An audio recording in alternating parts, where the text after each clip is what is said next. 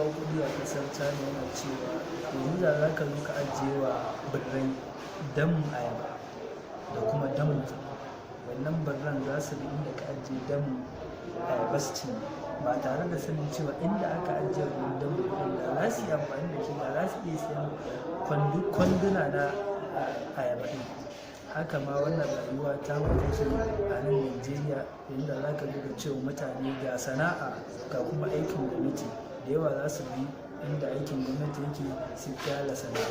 ba tare da sanin cewa da sana'an nan za su iya samun abin da ya fi wannan albashin su. Yanzu abin Allah ya kiyaye a ce an sallami mutum daga wajen aiki, shin kana da yadda za ka iya rike kanka na tsawon watanni 3 kafin ka samu wani aikin?